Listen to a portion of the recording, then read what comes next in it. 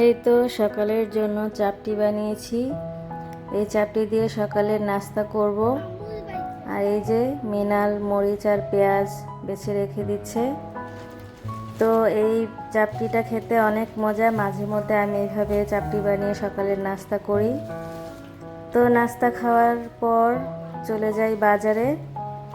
তো হাজবেন্ড বাহিরে থাকলে যেটা হয়, প্রতিদিন তো বাজার করা সম্ভব হয় না, এর জন্য চেষ্টা করি একটু বেশি করে বাজার করতে। তো আসসালামু আলাইকুম, কেমন আছেন সবাই? আমরা আলহামদুলিল্লাহ আল্লাহ তাআলার অশেষ রহমতে ভালো আছি। চলে এলাম নতুন একটি ভিডিও নিয়ে। সবাইকে স্বাগত জানাচ্ছি, আমি মৌসুমি। এই তো দেখতেই পাচ্ছেন মাছের বাজার করেছি আজকে। তো অনেক রকমের মাছ কিনে নিয়ে এসেছি। তো এর মধ্যে ছিল কই মাছ, ইলিশ মাছ, তারপর চিংড়ি মাছ। মুরগি বেশি আনিনি, একটা মুরগি এনেছি, কারণ মুরগি ফ্রিজে রেখে দিলে গন্ধ লাগে। তো সবগুলো মাছই আপনাদের সাথে শেয়ার করব। এক এক করে সবগুলো বের করে নিচ্ছি। পুরো ভিডিওটা দেখতে থাকুন।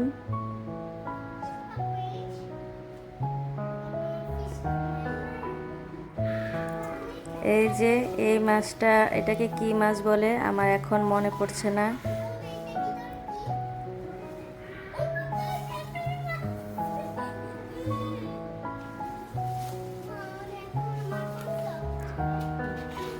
এই তো এদিকে ভাটা মাছ, এটাকে অনেকে টাটকিনি মাছও বলে।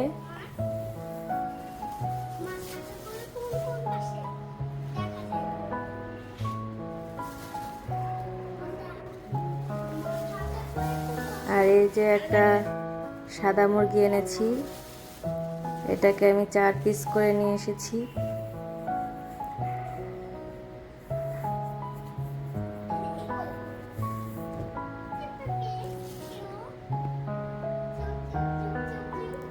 এই তো সবগুলো মাছ। এই মাছগুলো গুছিয়ে নিতে আমার অনেক সময় লেগেছে। তো এর জন্য আমার রান্নাও দেরি হয়ে গেছে, আজকে দুপুরের রান্না। তো যাই হোক, দুপুরে রান্নার জন্য আমি একটি ইলিশ মাছ কেটে ধুয়ে নিয়েছি। তো ইলিশ মাছটা আমি কাঁচা কলা দিয়ে রান্না করব। তো কাঁচা কলাটা আমি একটু হলুদ দিয়ে একটু ভাপ দিয়ে নিয়েছি। তারপর এই তো মশলা কষিয়ে এর মধ্যে কাঁচা কলাটাও দিয়ে দিই। তারপর ইলিশ মাছটাও ভেজে নিয়েছিলাম, সেটাও ভিডিও করতে মনে নেই। তো এই তো ইলিশ মাছটা দিয়ে এবার ভালো করে নেড়েচেড়ে ঝোল দিয়ে দিয়েছি। এই তো আমার রান্না শেষ, ধনিয়া পাতাও দিয়েছি। যারা কষ্ট করে এই পর্যন্ত আমার ভিডিওটি দেখেছেন তাদেরকে অনেক ধন্যবাদ। যদি আমার ভিডিও ভালো লেগে থাকে তাহলে অবশ্যই চ্যানেলটি সাবস্ক্রাইব করবেন। আসসালামু আলাইকুম।